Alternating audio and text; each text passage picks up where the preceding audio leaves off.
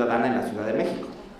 Y no estoy de acuerdo. Creo que las facultades legislativas de esta asamblea están expeditas. Esta asamblea tiene facultades para legislar en materia de participación ciudadana y puede expedir todas las leyes y reformas. Esta séptima legislatura no es de adorno, es un órgano de representación al que parece que muchos han querido darle ya la única función de cerrar la puerta y esperar la llegada del Congreso local, pero esta asamblea tiene facultades expedidas. Si bien no tiene la obligación de armonizar la ley de participación ciudadana, también me parece que no se le puede coartar su derecho como órgano de representación popular y legislativo de elaborar las reformas que considere pertinentes. Si bien aunque no se llamen armonización, puede dejar una ley de avanzada que ya vaya acorde con los principios que contiene la Constitución de la Ciudad de México. Entonces yo creo que debemos reconocer la importancia que tiene nuestra séptima legislatura y aportar nuestras ideas, conocimientos y experiencia para la incansable labor que viene haciendo la Comisión de Participación Ciudadana de esta legislatura, porque luego me parece que hay quienes ya no le dan la importancia que tiene y el peso específico que tiene esta séptima y última legislatura de la Asamblea Legislativa. Dicho esto, creo que es importante hacer un análisis en tres dimensiones, pasado, presente y futuro, de las normas en materia de participación ciudadana. El artículo 73 constitucional de 1977 tenía una fracción tercera, una base sexta que regulaba la organización del Distrito Federal. Después fue sustituido, esa parte fue pasada al artículo 122, que es el actual marco normativo de la Ciudad de México. Aquella disposición del 77 ya contenía figuras de participación ciudadana como el plebiscito y el referéndum, que por desgracia nunca fueron utilizados, pero ahí estaban en la Constitución, es decir, no es una novedad, y duraron hasta 1986 con la reforma que se hizo ya sobre la estructura y la condición de Distrito Federal, la creación en su momento de la Asamblea de Representantes y toda la evolución que hemos tenido. La Ciudad de México siempre ha sido una ciudad participativa, a diferencia o en comparación con las demás entidades federativas. En esta ciudad, dada su condición cosmopolita, dada su preponderancia económica en el país, dadas muchas de sus características y circunstancias, hay un importante empeño de la ciudadanía en la participación, en la toma de decisiones colectivas. Aún así, creo yo, ya lo digo a título personal, nos hace falta mucho. Sin embargo, sí hay un interés ciudadano en la participación. Veamos cuántos proyectos se inscribieron, más de 1,700 para la consulta del presupuesto participativo el año pasado. Es decir, participativos sí somos, ojalá fuéramos más participativos, pero somos una ciudad con vocación de participación histórica. A lo largo del tiempo tenemos una ley de participación ciudadana, que fue primero la del 99, luego la del 2004, la vigente, con sus sucesivas reformas, hasta la última de mayo del 2016, del año pasado. Esta legislación es una legislación de avanzada, es una legislación de vanguardia, contempla ya distintas figuras, mecanismos y procedimientos de participación ciudadana que han sido utilizados. Venimos celebrando cada 3 años la elección de los comités ciudadanos que sustituyeron a los antiguos comités vecinales y otras formas de representación, hasta llegar a los jefes de manzana y presidentes de colonia y los consejos de participación vecinal, todo esto que había antes. Tenemos ahora una figura consolidada de participación ciudadana en estos comités cada 3 años que se venían eligiendo, y por supuesto la figura del presupuesto participativo, esta consulta ciudadana que se celebra cada año, en la que podemos proponer proyectos y opinar sobre estos para su implementación en las distintas colonias y unidades territoriales de la ciudad. Luego viene, por supuesto, nuestra flamante Constitución Política de la Ciudad de México, promulgada el 5 de febrero, hace apenas unos días de este mes, en la cual hay un título cuarto que establece la figura de participación ciudadana. Me parece relevante y también me parece importante reconocer el esfuerzo de esta Asamblea y de la Comisión de Participación Ciudadana en lograr que fuera un tema constitucional. La participación ciudadana en el título cuarto de la Constitución de la Ciudad de México, un tema constitucional, se vuelve parámetro de regularidad o un parámetro de referencia sobre el contenido de cómo se deben manejar los instrumentos de participación ciudadana. Esa es la parte buena. Desgraciadamente, el título cuarto de la Constitución de la Ciudad de México confunde los conceptos. Le llama democracia directa a la democracia participativa. No me voy a meter a ese tema para no generar confusión. Prefiero describir cómo queda en la Constitución de la Ciudad de México los 3 distintos tipos de democracia en el modelo de nuestra ciudad. Nos habla la Constitución de la democracia directa, la democracia participativa y la democracia representativa. Como lo maneja la Constitución, no como se considera o no sé cómo se conoce desde el punto de vista teórico, sino como lo maneja la Constitución de la Ciudad de México, es de la siguiente forma. Le llama democracia directa a los instrumentos y mecanismos que nos permiten tomar parte de las decisiones de interés general.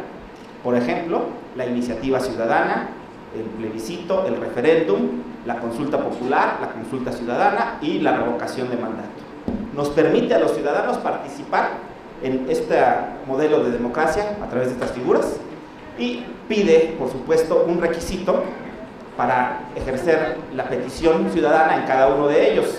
El 0.13% de la lista nominal para poder presentar una iniciativa ciudadana, o el 0.5% para plebiscito o referéndum, no, el 2%, perdón, o para la consulta ciudadana y la consulta popular, que son dos mecanismos distintos a los cuales nos vamos a referir. Y también para la revocación de mandato se pide, con el efecto de poderla solicitar, el 10% de apoyo de las firmas de la lista nominal. La figura de la revocación de mandato todavía no está vigente, es decir, ya se promulgó la Constitución, pero tiene periodos de entrada en vigor. Entiendo que el jefe delegacional de la demarcación Cuauhtémoc ha solicitado, por lo que plantean las noticias, al Instituto Electoral llevar a cabo esta figura, pero, salvo lo que diga el Instituto, por supuesto yo respeto su ámbito de autonomía y de competencia. Yo tengo el entendido de que estas figuras no están todavía vigentes, aun cuando ya está promulgada la Constitución de la Ciudad de México. La entrada en vigor pues, tiene otras características sucesivas y no basta con su promulgación. Entonces, ¿qué es lo que viene?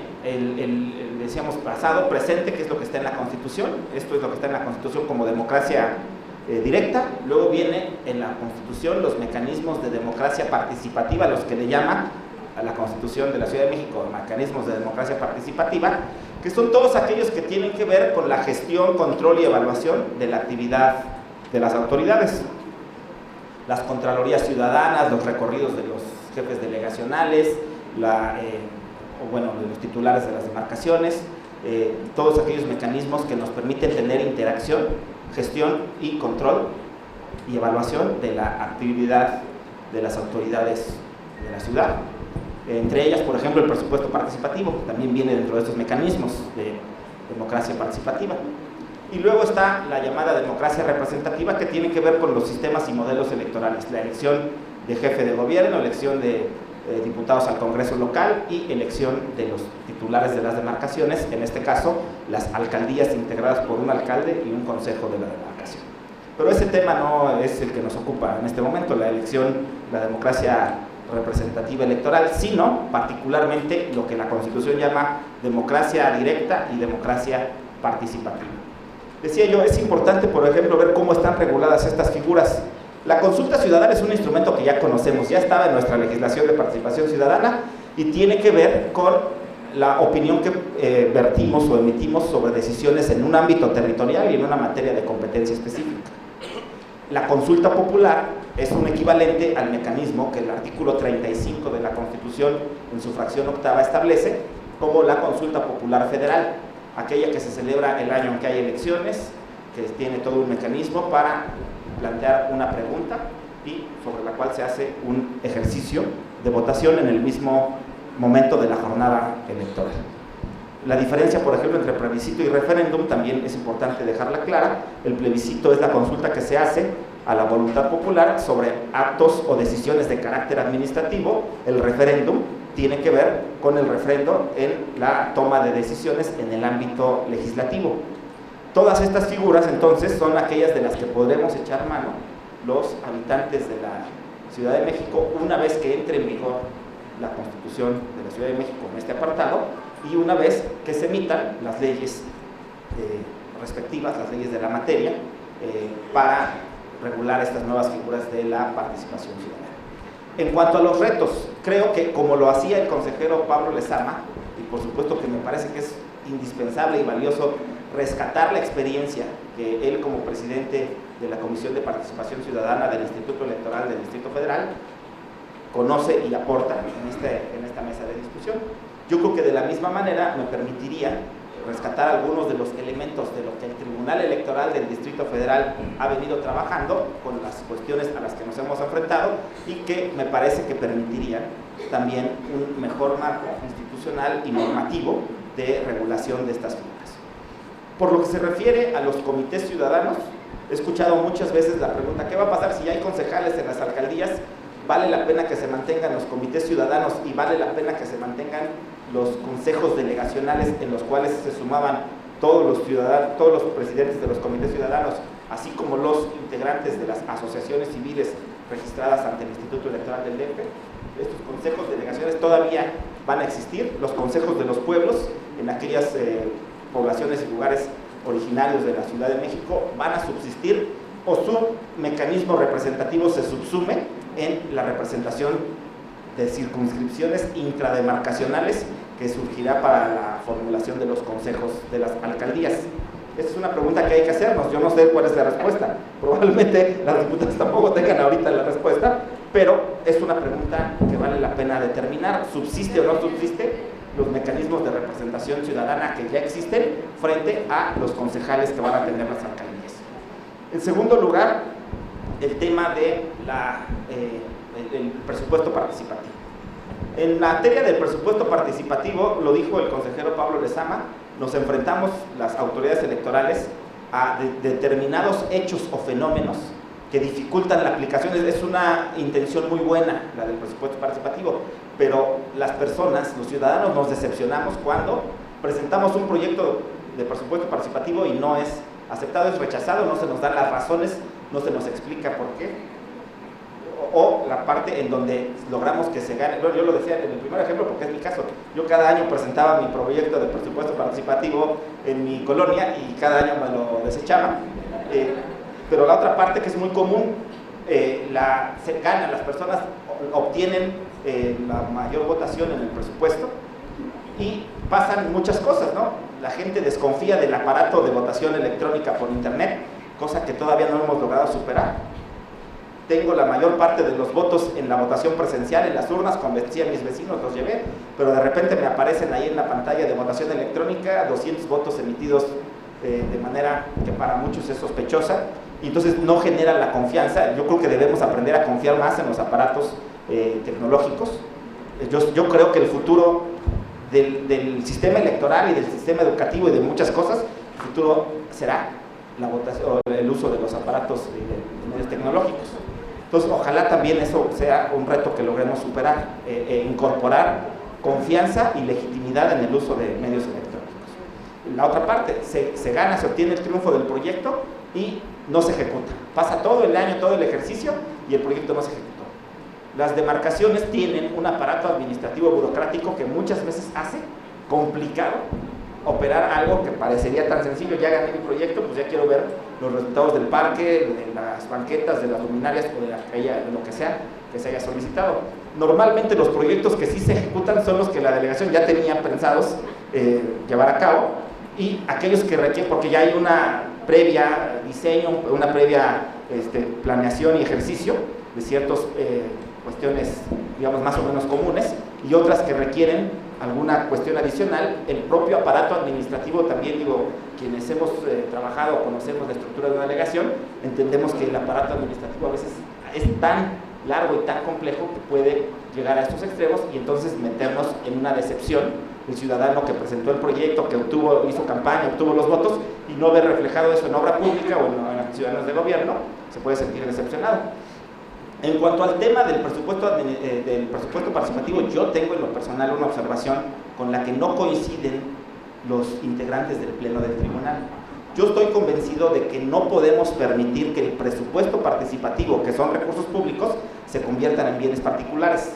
De repente piden en las solicitudes de presupuesto participativo tabletas, juguetes, tinacos para una unidad habitacional. A mí me parece que eso es desnaturalizar la naturaleza de los recursos públicos.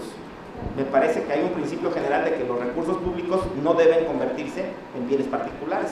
Entonces yo he venido sosteniendo un criterio que no tiene mayoría en el Pleno del Tribunal, y que pues ya que estoy aquí con las diputadas me permito aprovechar para hacer esta reflexión. Yo creo que se debiera establecer un candado, una norma en la ley, porque si no está en la ley queda sujeto a la interpretación de los jueces. A mí me parece que la ley sí debiera, independientemente del tema de la armonización, que entiendo la complejidad y todo esto, sí debiera, para este ejercicio de este año, quizá establecer una medida que defina si sí se puede o no se puede. Me queda claro que es una decisión parlamentaria, es una decisión que las mayorías parlamentarias deben asumir, pero a los intérpretes de la norma nos dejan la tarea de definir la naturaleza del presupuesto. Si la ley lo establece, entonces ya nos da seguridad y garantía en ese sentido. Y hablando de seguridad y garantía, hay otro tema, ya para concluir mi participación y no cansarlos. Yo creo que hay otro tema de la experiencia del Tribunal Electoral que hay que recoger.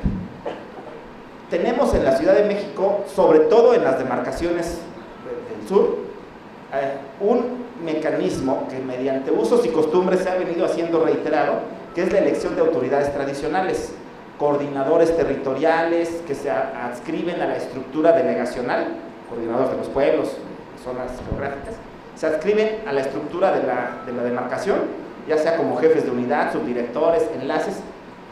Esto les da una doble naturaleza, son funcionarios de elección, pero también son subordinados de la delegación. Se les puede o no destituir de su cargo, qué reglas se deben seguir para la elección de estos funcionarios, que son representantes de sus zonas geográficas. Esto no está regulado, hay un gran vacío de ley, es una realidad. Tláhuac, Milpalta, Xochimilco, Tlalpan, no sé si en Contreras hay, no lo he visto, pero de los que nos han llegado últimamente impugnaciones, todas estas delegaciones que tienen ese proceso de elección de funcionarios